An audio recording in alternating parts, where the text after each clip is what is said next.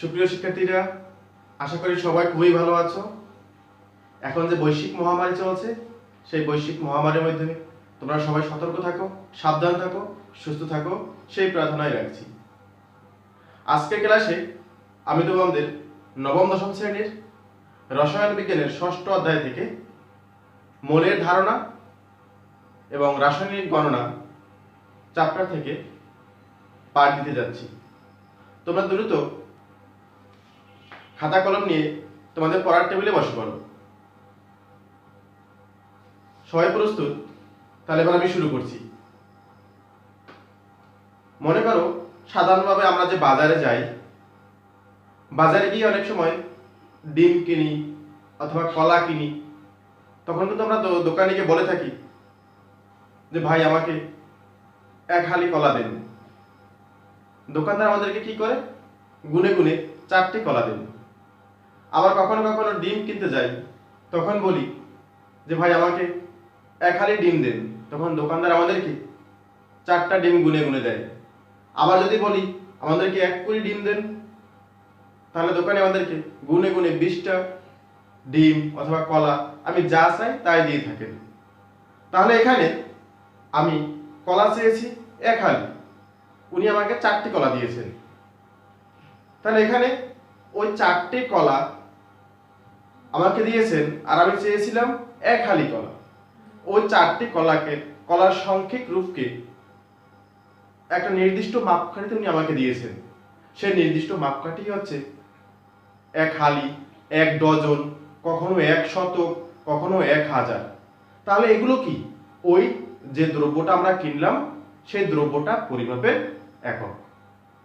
ঠিক তেমনি আমরা রসায়ন বিজ্ঞানে, রসায়নের গবেষণাগারে আমরা যে বিভিন্ন ধরনের মৌল অথবা যৌগ নিয়ে যে গবেষণা করি, সেক্ষেত্রে তো এইসব জিনিসের সেখানে যে মৌলগুলো আছে, hydrogen, oxygen, nitrogen, phosphorus, sulphur, পানি, এই যে দ্রব্যগুলো আছে, এগুলো তো একটা পরিমাপ করে নিতে হয়। তাহলে এই যে রাসায়নিক দ্রব্যগুলো পরিমাপ করা হয়, সেই রাসায়নিক দ্রব্যগুলো আমরা কিভাবে পরিমাপ করি? এই রাসায়নিক দ্রব্য পরিমাপ করার এককই হচ্ছে মোল। তাহলে আমাদের আজকের পাঠের বিষয় হচ্ছে রাসায়নিক পদার্থের মোল সম্পর্কে ধারণা, অর্থাৎ আজকে আমরা মোল নিয়ে শিখব। তোমরা দ্রুত পাঠ শিরোনামটা খাতায় লিখে ফেলো। আমরা শিখছি মোল সম্পর্কে।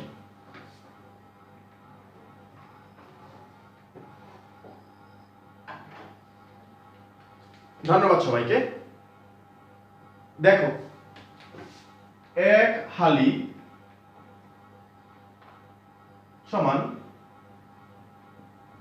4টি কলা, অর্থাৎ এই 4টি কলাকে একটা বান্ডিল হিসেবে রূপ দেওয়া হচ্ছে 1 হালি।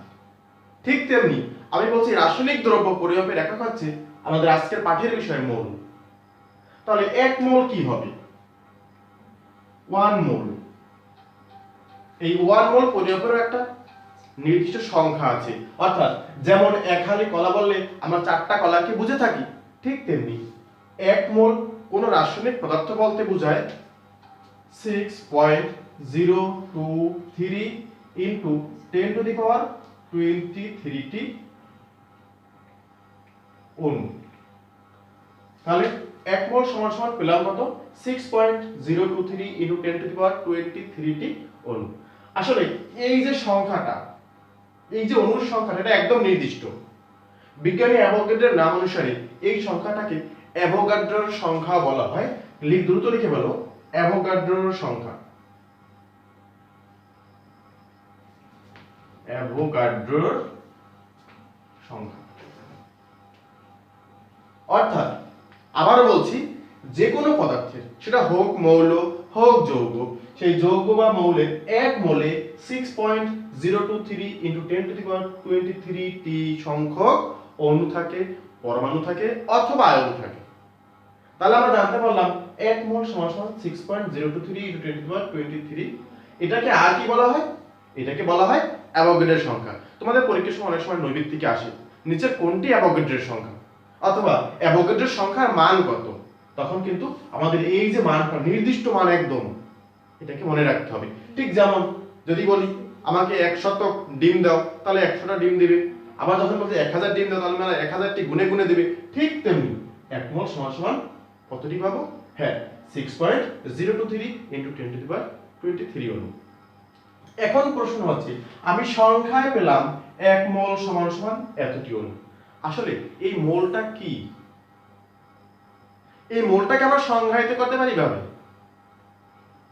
কোন পদার্থের তার যে পরিমাণের মধ্যে, কোন পদার্থ তার যে পরিমাণের মধ্যে এতটি অণু থাকে, ওইটাই সমান হবে 1 মোল। সে যে কোনো পদার্থ হোক, সে হতে পারে একটা মৌল অথবা হতে পারে একটা যৌগ। একটু লিখে দিচ্ছি।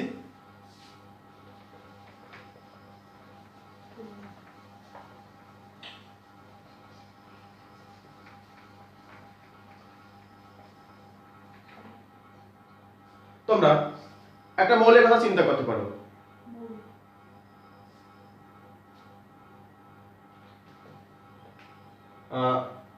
যে কোনো একটা মৌলের কথা চিন্তা করতে পারি আমরা। ক্লোরিন। ক্লোরিন একটা দ্বিপরমাণু গ্যাস। আর এই দ্বিপরমাণু গ্যাস আমরা জানি যে কোনো গ্যাসীয় পরমাণু দ্বিপরমাণু, সেটা হতে পারে হাইড্রোজেন, হতে পারে ক্লোরিন, হতে পারে ফ্লোরিন। যতগুলো গ্যাসীয় পরমাণু আছে সবগুলো গ্যাসীয় পরমাণু কিন্তু দ্বিপরমাণু। আমাদের এটা অবশ্যই মনে রাখতে হবে। কিন্তু একটা জিনিস পেয়ে গেলাম আমরা, যে কোনো গ্যাসীয় পরমাণু দ্বিপরমাণু। তাহলে এই যে ক্লোরিন পরমাণুটা আছে, এখানে 1 মোল বলতে কি বোঝায়? অর্থাৎ আমরা এই মোলটার কথা চিন্তা করলাম, এই মোলটার যতটুকু পরিমাণের মধ্যে, এখানে কয়টা পরমাণু আছে? 2টা পরমাণু আছে। এই 2টা পরমাণুর মধ্যে আমি যত সংখ্যক পরিমাণ পাবো, সেই পরিমাণটাই হচ্ছে এর মোল। তাহলে দেখো, আমরা জানি ক্লোরিন পরমাণু, একটা পরমাণুতে ক্লোরিনের পারমাণবিক সংখ্যা 17 আর এর পারমাণবিক ভর 35.5। 35.5 একটা পরমাণু। এখানে ক্লোরিন পরমাণু দেওয়া আছে 2টা, আর যেহেতু 2টা পরমাণু সেহেতু গুণ দিতে হবে 2। তাহলে হলো কত? 71। এই যে ক্লোরিন পরমাণুটার কথা চিন্তা করলাম, এর পারমাণবিক ভর বের করলাম 71। তাহলে এখানে কথা কিন্তু আরো একটা কথা আসলো, যে আমি বলছি কোন পদার্থের তার যে পরিমাণের মধ্যে 6.023 × 10⁻23 সংখ্যক অণু পরমাণু বা আয়ন থাকে, তাকেই বলা হয় 1 মোল। তাহলে এই যে ক্লোরিন পরমাণুর কথা চিন্তা করলাম, এখানে 2টা পরমাণু আছে, এর পারমাণবিক ভর পেলাম 71। তোমরা নিশ্চয়ই এর আগে পারমাণবিক ভর তোমাদেরকে শিখিয়েছি, তোমরা করতে পারো। আর তাহলে এই যে পারমাণবিক ভরটাকে আমরা গ্রাম এককে প্রকাশ করি। তাহলে এই ক্লোরিন পরমাণুতে কত গ্রাম আছে? 71 গ্রাম ক্লোরিন পরমাণু আছে। আর এই 71 গ্রামটাকেই বলা হবে 1 মোল। এই 71 গ্রামটাকে বলা হবে 1 মোল। তাহলে এইটাকে আমরা এভাবে লিখতে পারি, 71 গ্রাম সমান সমান 1 মোল সমান সমান আমাদের অ্যাভোগাড্রোর সূত্র অনুযায়ী 6.023 × 10⁻23টি। তাহলে তিনটা জিনিস, আমি এই পরমাণুটাকে গ্রামের এককে নিলাম, এর পারমাণবিক ভরটাকে। আমরা সাধারণত জানি যে কোনো একটা যে মৌল, সেই মৌলটার যে পারমাণবিক সংখ্যা তার দ্বিগুণের চেয়ে বেশি হয় ওই মৌলের পারমাণবিক ভর। সেক্ষেত্রে ক্লোরিনের পারমাণবিক সংখ্যা 17 আর পারমাণবিক ভরটা 17 দ্বিগুণ 34, দ্বিগুণ তার চেয়ে একটু বেশি হিসাব অনুযায়ী, তাহলে 35.5। আর আমার এখানে পরমাণু আছে 2টি, সুতরাং 2 দিয়ে গুণ দিলাম। এই যে পারমাণবিক ভরটা পেলাম, সেই ভরটাকে আমরা গ্রাম এককে প্রকাশ করলাম। যত গ্রাম হলো অত গ্রাম সমান সমান 1 মোল। এখন আমি বলছি 1 মোলে থাকতে পারে 6.023 × 10⁻23 সংখ্যক অণু। তাহলে এটাকে একটা সমতায় আমরা নিয়ে গেলাম যে এই ক্লোরিন পরমাণুর ক্ষেত্রে 71 গ্রাম সমান সমান 1 মোল সমান সমান এতটি অণু।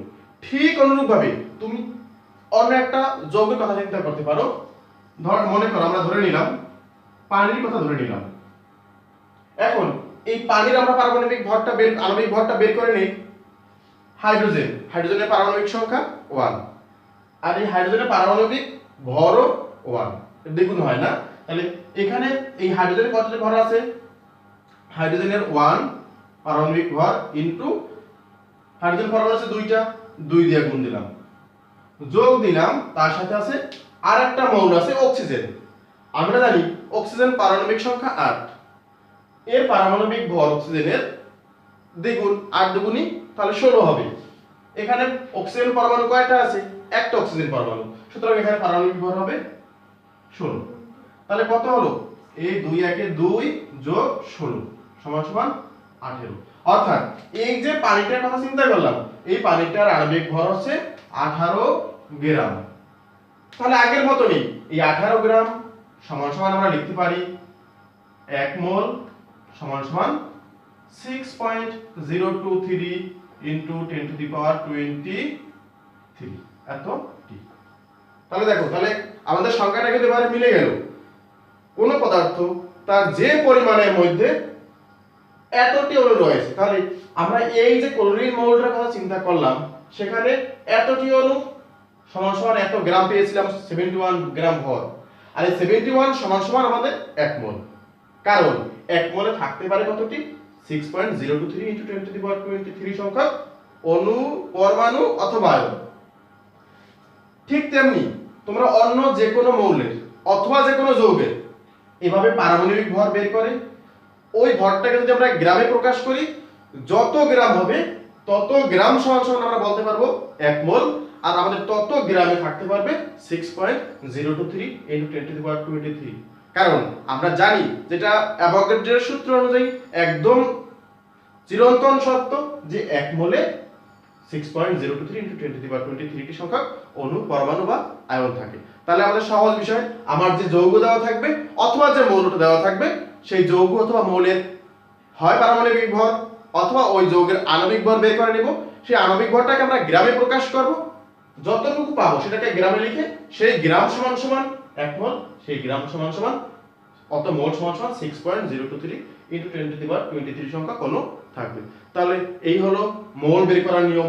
এখন এই মোল বের করার থেকে আমরা অন্য যে কোনো যৌগ বা যে কোনো একটা মৌলের কত পরিমাণ মোল বা কতটি অণু আছে অথবা কত মোল এখানে যৌগ আছে সেগুলো বের করতে পারি।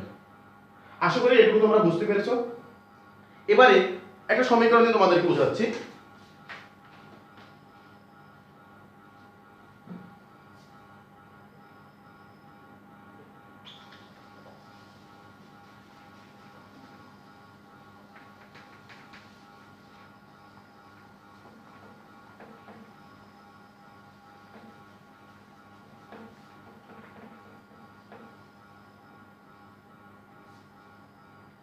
একটা প্রশ্ন হতে পারে এরকম, 5 গ্রাম পানিতে কত মোল পানি বিদ্যমান। 5 গ্রাম পানিতে কত মোল পানি বিদ্যমান, আমরা ওই অ্যাভোগাড্রোর সূত্র থেকে কিন্তু এটা বের করতে পারি। তাহলে আগে আমাদের যেটা করণীয়, আগেবার কি করেছিলাম, কোন মৌল বা যৌগের পারমাণবিক ভর অথবা আণবিক ভর বের করেছিলাম। এখানেও ঠিক তেমনি, এখানে আমাদের যে যৌগটা আছে এর আণবিক ভর বের করি, দেখি কি আছে। H2O সমান সমান হাইড্রোজেনের পারমাণবিক ভর 1, এখানে দুইটা পরমাণু আছে, প্লাস অক্সিজেনের পারমাণবিক ভর 16 সমান সমান হয় 18 গ্রাম। তাহলে দেখি এই যে পারমাণবিক ভর আমি 5 গ্রাম বের করব, কিন্তু আমি আগে আমার যে যৌগ অথবা মৌলটা দেওয়া থাকবে সেই মৌলটার পারমাণবিক ভর বের করে নিব, আণবিক ভর অথবা পারমাণবিক ভর বের করে নিলাম। সেই সূত্র থেকে আমরা যত গ্রামের মধ্যে কত মোল আছে সেটা বের করতে পারবো। তাহলে এখানে আমরা প্রথমে পানির আণবিক ভর পেলাম কত, 18 গ্রাম। আচ্ছা, তাহলে এখান থেকে কিন্তু আমরা সমীকরণ বের করতে পারি যে 18 গ্রাম, তাহলে এখানে কতটি মোল থাকবে, এখানে কত মোল থাকবে 18 গ্রাম। আমি বলছিলাম যে কোনো যৌগ অথবা মৌলকে তার যে পারমাণবিক ভর বা আণবিক ভর বের করব, ওইটাকে যদি আমরা গ্রামে প্রকাশ করি, অত গ্রাম সমান সমান 1 মোল। তাহলে এইটাকে সমান সমান আমরা লিখতে পারি 1 মোল। তাহলে এখানে আমরা কি ঐকিক নিয়মে এখন লিখে ফেলতে পারি। যেমন 18 গ্রাম পানিতে রয়েছে 1 মোল। অথবা 18 গ্রাম পানি সমান সমান এটুকু না লিখে আমরা আরো সংক্ষেপে লিখতে পারি 18 গ্রাম পানি সমান সমান 1 মোল।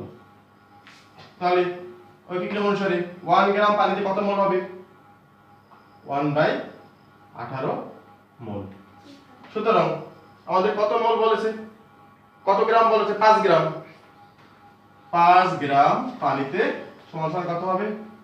1 * 5 / 18 এত মোল। এখন এটাকে ভাগ দাও, এখানে গুণ করলে কত হবে? এখানে গুণ করলে উপরে 5 × 5 নিচে 18। 18 দিয়ে 5 কে ভাগ দিয়ে দেখো, সমান সমান হবে 0.277 মোল। ওকে, শুধুমাত্র তুলনা। আমাকে যে মৌলের কথা বলবে বা যে যৌগের কথা বলবে সেই যৌগের আগে বের করব আণবিক ভর অথবা পারমাণবিক ভর। সেই যত গ্রাম সেটাকে আমরা গ্রামে নিয়ে দেব। এখানে একটু ভুল হয়েছে, জি না, শুধু জি দিয়ে প্রকাশ করব আমরা। অত গ্রাম সমান সমান 1 মোল।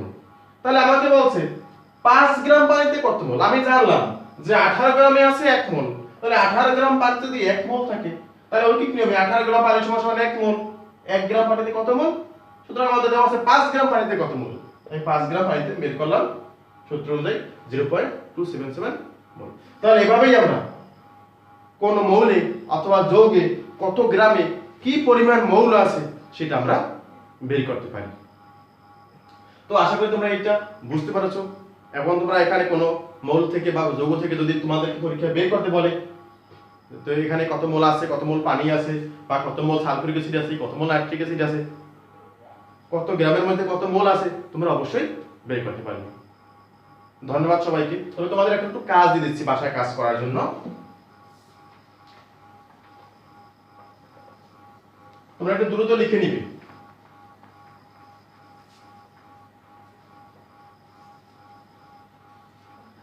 এই একই প্রশ্ন আমি তোমাদেরকে দিলাম, শুধু একদম সেম টু সেম, শুধুমাত্র আমি যৌগটা চেঞ্জ করে দিব এবং পরিমাণটাও চেঞ্জ করে দিব এবং সেগুলো তোমরা বাসায় করে নিবে। যেমন এখানে দিলাম, আমি এই যৌগটা প্রথমবারে চেঞ্জ করে দিলাম, এত গ্রাম সালফিউরিক অ্যাসিড H2SO4। তাহলে 5 গ্রাম সালফিউরিক অ্যাসিডে কত মোল SO4? প্রশ্ন হয়ে গেল 5 গ্রাম সালফিউরিক অ্যাসিডে কত মোল সালফিউরিক অ্যাসিড বিদ্যমান। আবার এর পরেটা তোমরা লিখে নাও। আশা করি তোমাদের লেখা হয়েছে। এখানে চেঞ্জ করে দিলাম, যে সংখ্যাও চেঞ্জ করে দিলাম। 3 গ্রাম নাইট্রিক অ্যাসিডের কথা বললাম আমি, HNO3। 3 গ্রাম নাইট্রিক অ্যাসিডে কত মোল